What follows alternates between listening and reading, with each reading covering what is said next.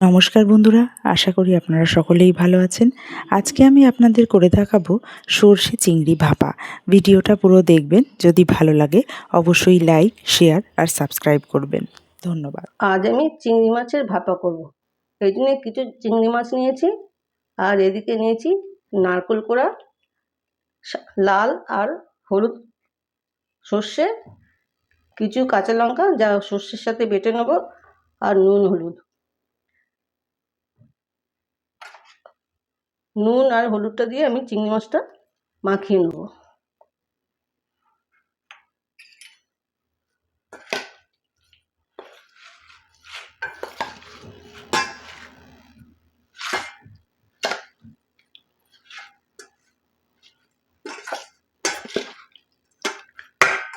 মাখিয়ে এটা আমি 5 মিনিট রাখবো। নারকেল কোড়া, সর্ষে আর কাঁচা লঙ্কা বেটে নেব। আমার নারকেল আর সর্ষে বাটা হয়ে গেছে, আমি এবার মাছের মধ্যে দিয়ে দেবো।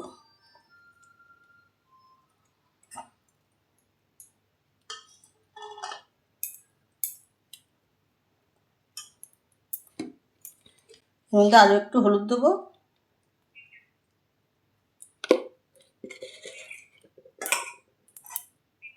কাঁচা সর্ষের তেল দেবো, সামান্য একটু চিনি দেবো,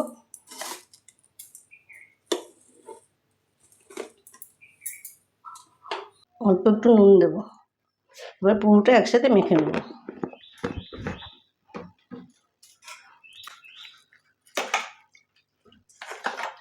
সর্ষে নারকেলের সাথে কাঁচা লঙ্কাও বেটে দিয়েছি।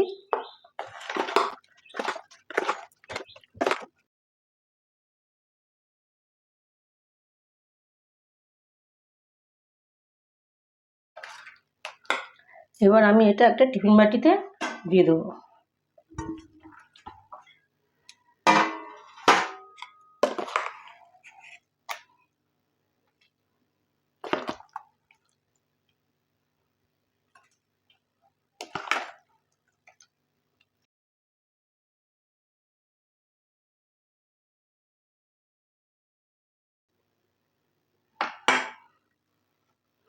উপরে কয়েকটা কাঁচা লঙ্কা ছড়িয়ে দেবো।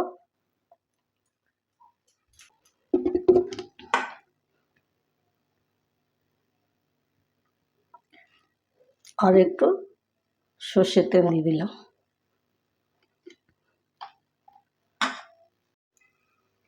এবার টিফিন বাটির ঢাকনাটা লাগিয়ে দিচ্ছি।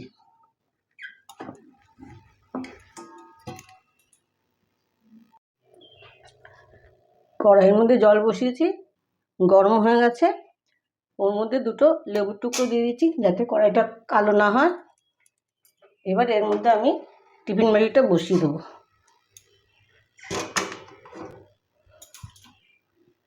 মাঝারি আছে, এটা 20 মিনিটের মতো বেক করব। এখন এটা আমি ঢাকা দিয়ে বসিয়ে দিচ্ছি 20 মিনিটের জন্য।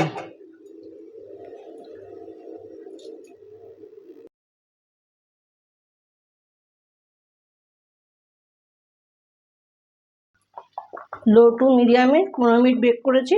এখন আমি আগুনটা নিভিয়ে দিচ্ছি, একটু ঠান্ডা হতে দেবো, তারপর এটা খুলবো। আমি যেভাবে চিংড়ি মাছ ভাপা করি আপনাদের সাথে সেটি শেয়ার করলাম। আপনারা কীভাবে চিংড়ি মাছের ভাপা করেন কমেন্টে জানাবেন।